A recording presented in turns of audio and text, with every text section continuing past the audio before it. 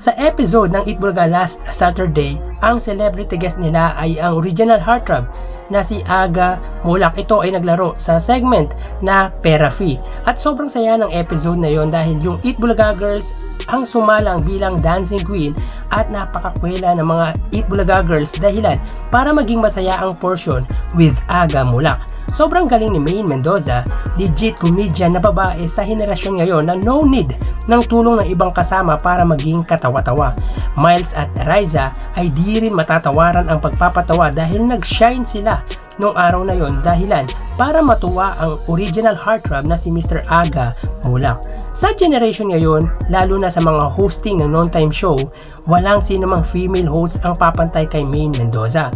Yung versatility ni Maine Mendoza has been there. Masaya din si Aga dahil nakasama niya ang anak niya na si Atasha at Anya ay nag-iibang anyo dahil iba daw ang anak niya pagdating sa bahay. Pero pinakamasaya yung papremyong binigay niya ay ibinahagi niya sa studio audiences na tila makikita mo talaga na may gininto ang puso ang original heartthrob na si Aga Mulak. 50k ay maliit na halaga para kay Aga pero sa mga nabigyan nito ay sobrang laking bagay yan. Kaya kudos kay Doc Aga Mulak. Kayo mga kaparokya, agree din ba kayo sa sinabi ko na may ginunto ang puso si Doc Aga or Mr. Aga Mulak? Please comment down below. So tara, ating alamin ang ikalawang yugto ng ating online viewership ng tatlong non-time show.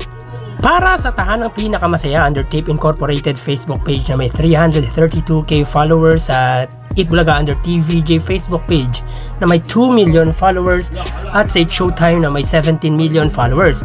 So as of 1:29 PM, ang tahanang pinakamasaya, sila ay may kasalukuyang 361 live viewers. Ang Eat Bulaga ay may 7.6k live viewers at ang Eat Showtime ay may kasalukuyang 32.5k live viewers. So click po natin para po sa tahanang pinakamasaya, sila ay may 361 live viewers. Ang Eat Bulaga naman po ay may 7.6k live viewers at ang Eat Showtime ay may 32.5k live viewers. So ulitin po natin para po sa tahanang pinakamasaya as of 1:29 PM, sila ay may 361 live viewers.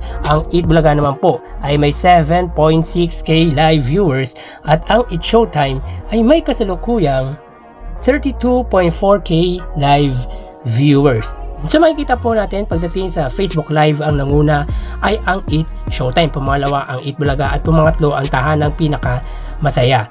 So sa 17 million followers ng Eat Showtime, ang nanonood ay 32k live viewers. Sa Eat Bulaga Under TVJ naman na may 2 million followers, sila ay may 7k live viewers at ang tahanang pinakamasaya na may 332k followers, sila ay may 300 live viewers. So mamaya i-convert po natin yan sa percentage at ilalagay po natin sa monitor. So pagdating naman po sa YouTube channel ng Tatlong TV Network, para po sa tahanang pinakamasaya, under po sa GMA Network YouTube channel na may 34.1 million subscribers. Sa Eat Bulaga naman po, under TVJ YouTube channel na may 1.66 million subscribers at sa Eat Showtime na may 46.7 million subscribers. So as of 1:31 PM, ang tahanang pinakamasaya under GMA Network YouTube channel, sila ay may 3.7k live viewers. Ang Eat Bulaga naman po under TV5 Philippines, sila ay may 32k live viewers at ang Eat Showtime ay may 138k live viewers. So ulitin po natin as of 1:32 PM, ang tahanang pinakamasaya, sila ay may 3.7k live viewers. Ang Eat Bulaga naman po ay may 32k live viewers under TV5 Philippines at sa Eat Showtime na may 138k live viewers, under po yan sa ABS-CBN Entertainment. So dito po sa TV Network YouTube channel, ang nanguna ay ang ABS-CBN, pumangalawa ang TV5 at pumangatlo ang GMA Network. So mapunta naman po tayo sa main YouTube channel ng Tatlong Non-Time Show para po sa tahanang pinakamasaya na mayroong 3.28k subscribers. Sa Eat Bulaga naman po, under TVJ YouTube channel na may 820k subscribers at sa Eat Showtime under ABS-CBN Eat It's Showtime na mayroong 2 million subscribers. So as of 1:33 PM, ang tahanang pinakamasaya sila ay may 531 live viewers.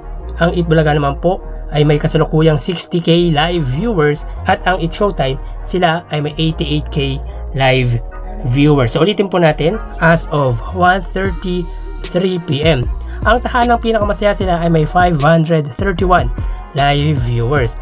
Ang Itbulaga naman po ay may 60k live viewers at ang It's Showtime ay may 88k live viewers.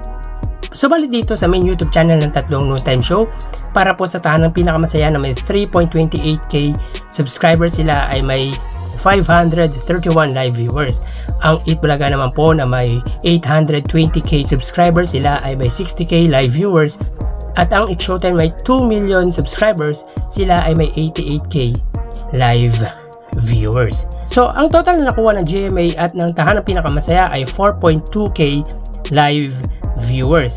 Ang Itbulaga naman po at TV5 ay nakakuha ng total na 92k live viewers at ang It's Showtime at ABS-CBN ay nakakuha ng 226k live viewers. So mamaya i-convert po natin sa percentage at ilalagay po natin sa monitor yung mga nakuwang percentage ng TV network, ng main YouTube channel at ang Facebook live ng Tatlong Noontime Show. So magbabalik po tayo sa huling yugto ng ating online viewership ng Tatlong Noontime Show.